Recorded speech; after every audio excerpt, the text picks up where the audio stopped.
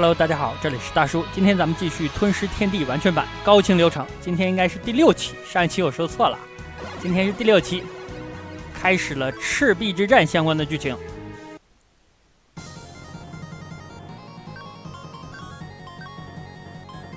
首先，咱们要夺回被占领的荆州和新野。大家看我这个阵容，因为刘备离队了，所以说加入了一个刘封。为什么没有用关平呢？是因为咱们有一把雌雄双股剑。那我编程所里的人只有刘封的武力尚可190，他能够发挥出这把双股剑的最大威力。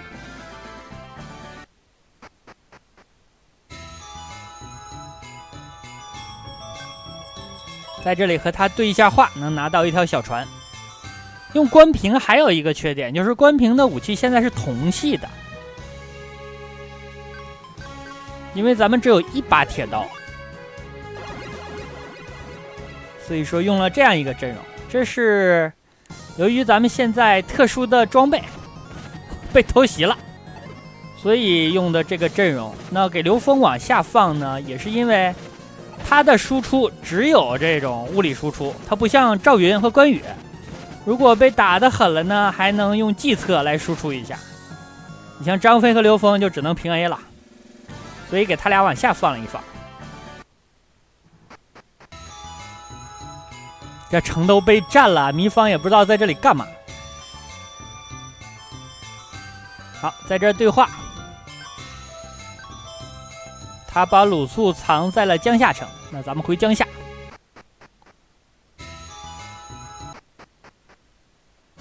我争取1期就把赤壁之战给大家录制完成。所以说中间很多走冤枉路的回头路的地方呢就剪掉了。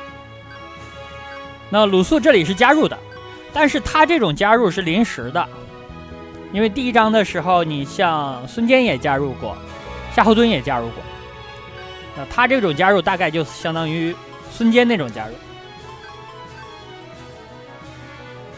智力237，这已经很高了，90往上了，武力150。那他的计策其实不大适合当军师，你看他的计策只有赤心计什么的，后面还是要换回诸葛亮的，并且他的武力比诸葛亮也稍高。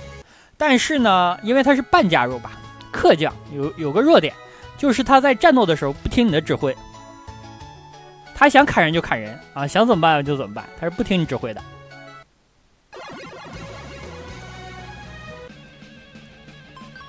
来到了东吴的地盘，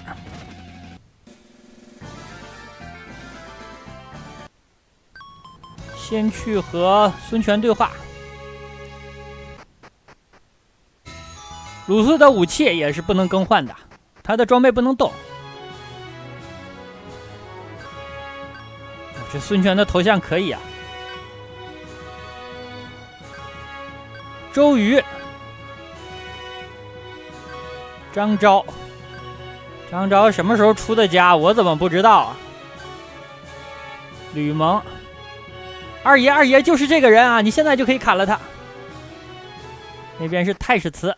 好，咱们要去集齐赤壁之战的各种要素了。首先去拿萧石，这个萧石的洞呢，在城的西边，因为2代的话是在东边，这回是在西边。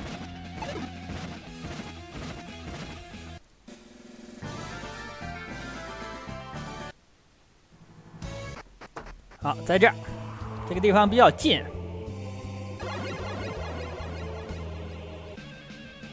这张地图的流程也相对简单，咱们就是一直走到西南侧就可以了。里边有个宝箱是萧石，拿完了萧石呢，咱们就可以去找老树枝了。但老树枝是在界野城里啊，不是在现在这个城里。这里安排多了一个城。这个城的安排其实给后面的剧情是有伏笔的，因为后面咱们要讨伐东吴，那一整段剧情里也是有一些转折的，需要完成一些特殊条件，像建业啊、柴桑等等，需要分别的打。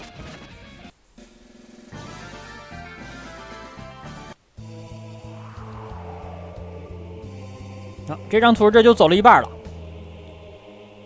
完整版毕竟是换了引擎啊，它是在 PC 平台进行开发的，那它的战斗节奏比 FC 版要快很多，尤其是在总攻之后。咱们总攻能够用到打长沙，打黄忠和威严你就不敢总攻了。那之后的战斗就要小心一点了，前面毕竟咱们有一把神器雌雄双股剑。这把雌雄双股剑的强度，可能很多小伙伴没有一个概念，它相当于什么呢？白虎斧大家知道吧？魏延的那把，在汉中能拿到的超前的武器，它不是最强的，但是它在一段剧情之内是超前的。这把雌雄双股剑强度大概就相当于那把白虎斧。好，进洞之后拿到了消石，这样咱们需要用缩地技出去。进完洞再缩回来，这样就很快。然后呢，去拿老树枝。建业城在东南侧，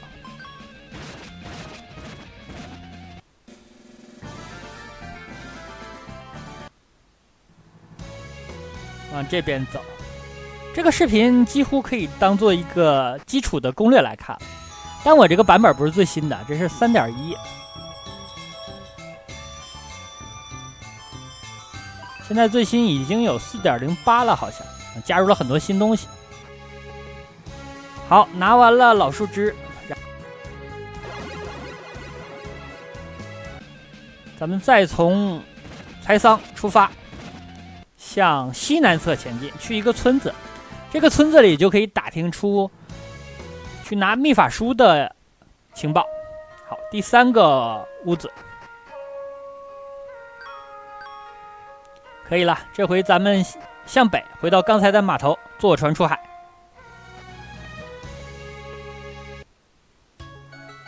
坐船出海去11区。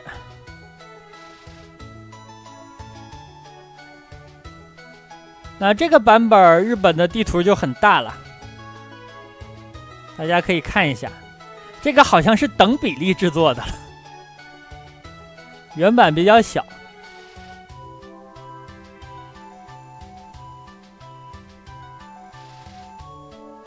哦，开出好远，这个位置也差不多啊。这边是九州，这个区域，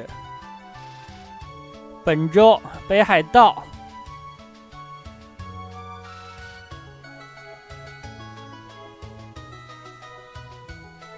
北海道做的有点大呀。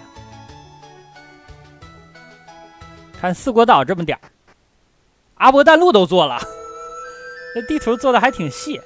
哦，这个里边加了一个宿巫，咱们去上山救出巫女，不对，是日巫女。不知道为什么巫女前面加个日。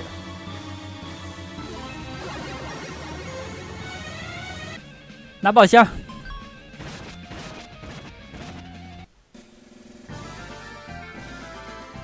像这个版本这样一个地图，大概3-5分钟就能走出去，真的是很快，很有效率的。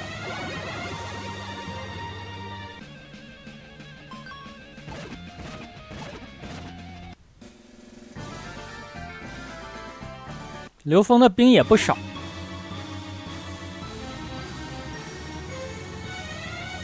但他的数值呢和关平没法比啊。他的武力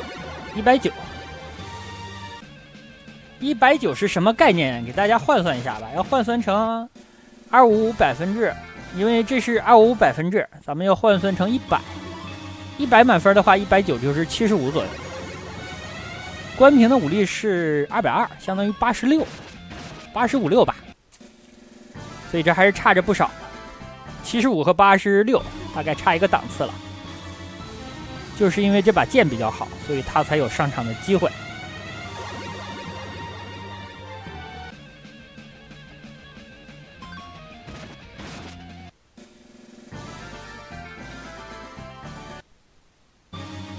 这个图走了一半了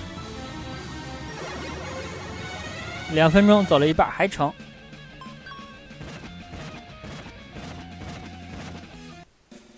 录制视频的时候，我基本上没有什么多余的动作，什么练级啦之类的，或者调整阵容等等。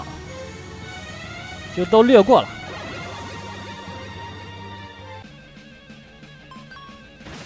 迷宫的话，咱们尽量把所有的宝箱都拿全。但是你像拿血书那个位置呢，我就只给大家展示主线拿血书的最短的一个路程，咱们就不拿里边的其他的东西了，因为里边其他东西也没有超越电头货的。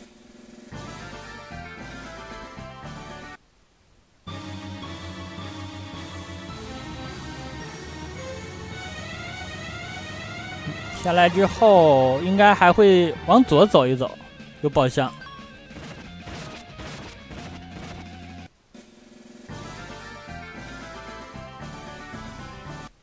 等把襄阳打下来，咱们就有一些铁质的武器了。电头也有卖的，这个输出就会高一点。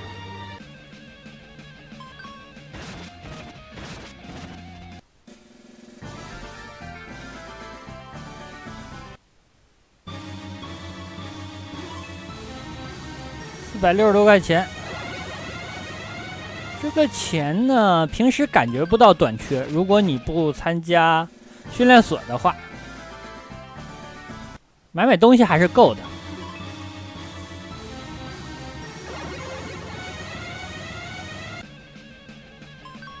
一款游戏的数值的重要性体现在方方面面。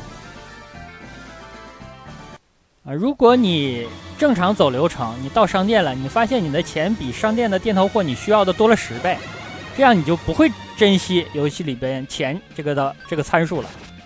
但如果呢正常走一遍，哎，这个钱刚刚够你需要买的东西，你就会算计一下了。如果你再有点其他需求，比如说我多买点回复药等等，那可能就需要出门练级打一打。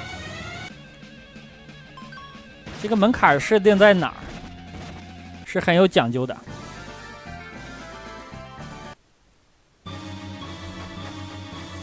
好了，上山了，这里要打大蛇，那就没有草剃呀、八神啊，他们什么事儿了？大蛇武力还是不低的。刘峰应该是挥空了一剑，不然这个大蛇已经扑街了。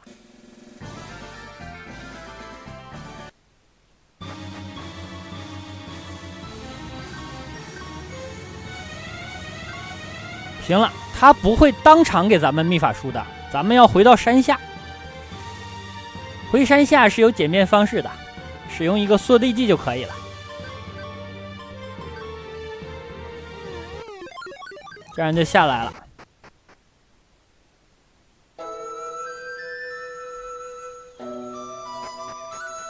好，在这儿能拿到秘法书，拿到秘法书之后，你才能去合成火药。在这之前你是合成不了的。这样咱们回去了。回来之后找这个原亮色的老爷子，他给你合成火药。然后咱们坐船去新野的城西，在那里使用火药。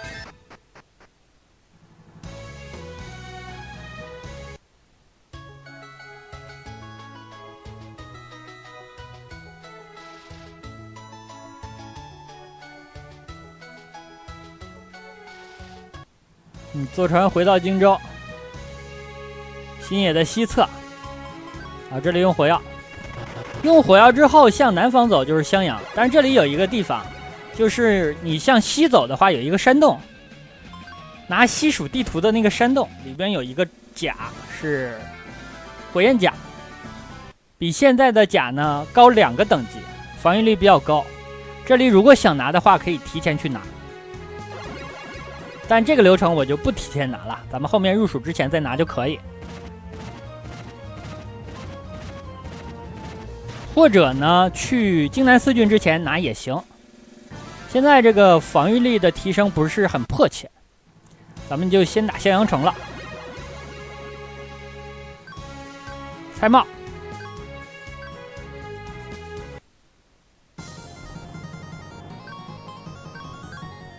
看一下。176、163，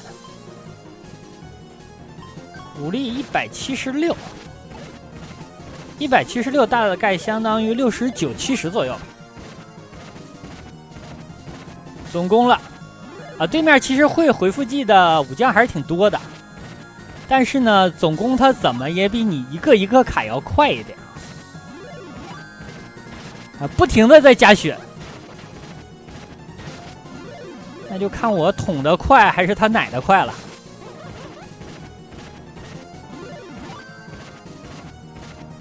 还是我捅的快。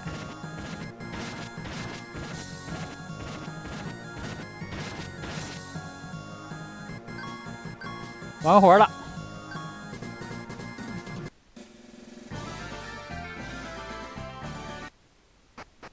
我感觉我好久没有升级了。行了，襄阳城武器店是卖铁系的装备的。这里如果一会儿咱们拿百万之剑的时候，在里边的武器呢，铁系没有换全的话，咱们就再去商店去换一下。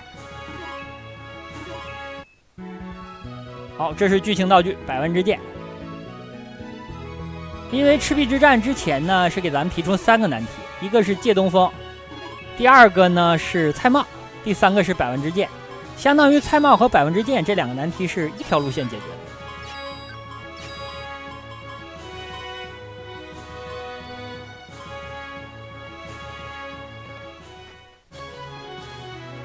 行了，不够的武器呢，我在店头买了换上了铁系的。那这里呢和孙权交差之后，告诉咱们需要把曹操的船连在一起，这样需要凤雏出场。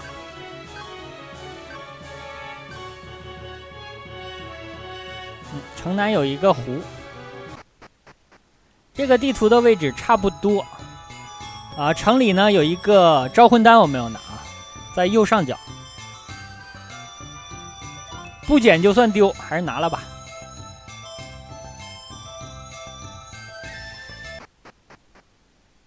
行了，取连环计。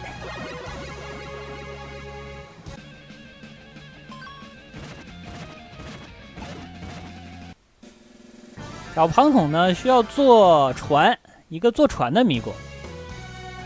这个迷宫呢，因为在里边是坐船的方式来回走，但是在原版当中也好，在本作也好，只出现了1次。我觉得这个设定只出现1次，还是比较可惜的。就是这里，这个图呢和 FC 版呢是一样的。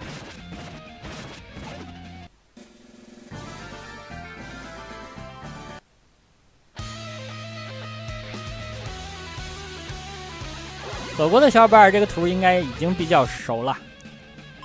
好像有一个钢盔需要拿。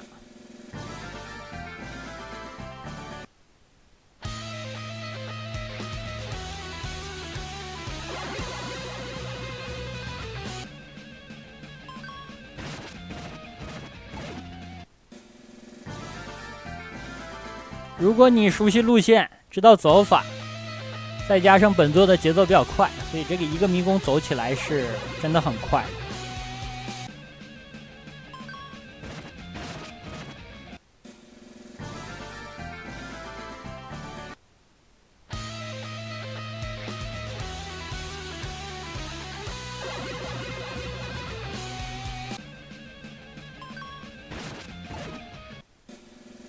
应该已经快到了，不远了。这个宝箱拿着，好，钢兜。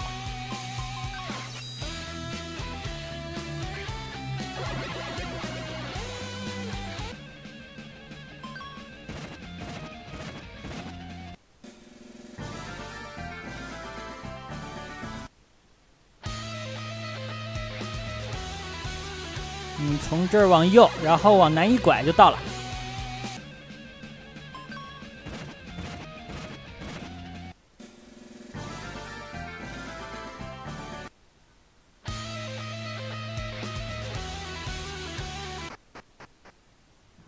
看一下庞统的小屋在哪，应该还在南边。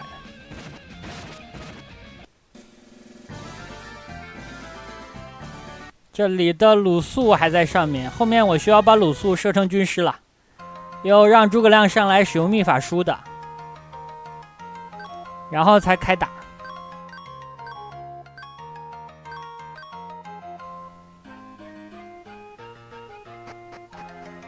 看，直接往下跑出去了。可以了，打架。咱们从渡口坐船出发，就开启了赤壁之战。这个城以后咱们还会来的，灭吴的时候会来。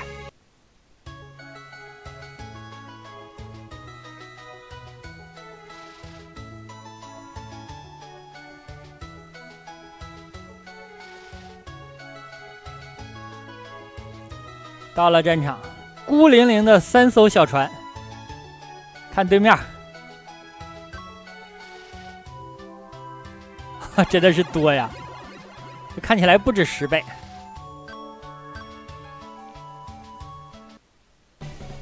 哦，曹老板的没带智将啊！你看，曹操、许褚、典韦、张辽、徐晃，典韦出现在这儿是不是有点突兀了？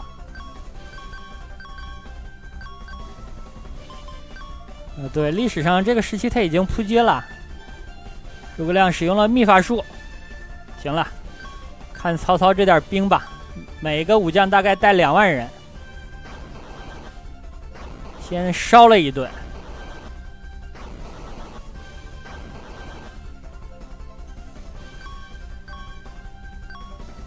然后10万支箭再射一阵，哇，射的真疼啊！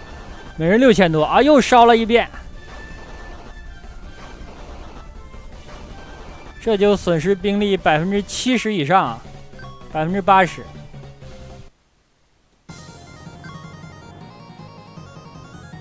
周瑜去追了，诸葛亮去抄后路。哦，东吴的船真快呀！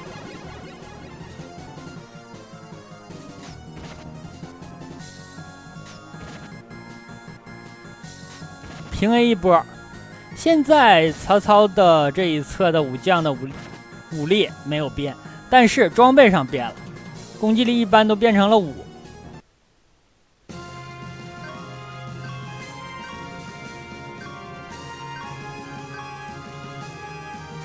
赵云来了，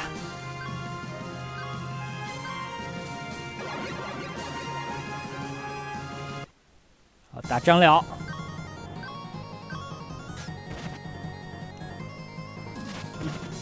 一枪捅了300多，你看他们砍人非常轻。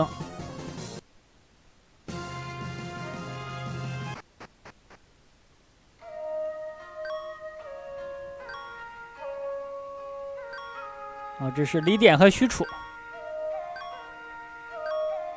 后面张飞还要结一阵。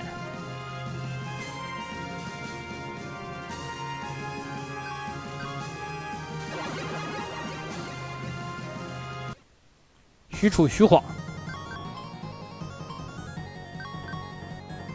看一下，他们攻击力都变成5了。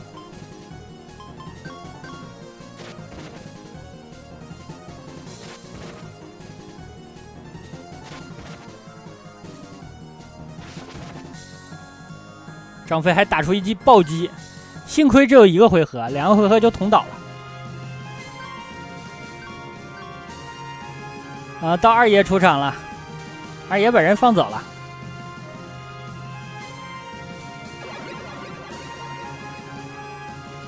这里就是剧情了。赤壁之战算是打完。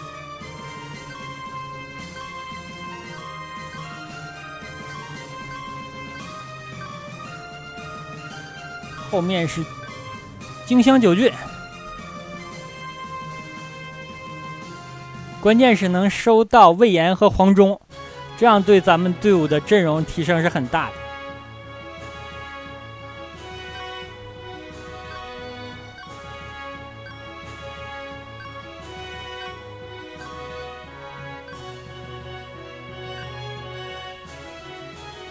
我记得 FC 的原版在这里，像张飞啊、赵云啊，这贴图都是乱的，贴图都是乱码，在这里还可以。我不知道是不是那个版本汉化的原因。那好吧，今天时间差不多，先给大家录制到这里，感谢大家收看，咱们下期呢攻略荆襄9郡，下期见。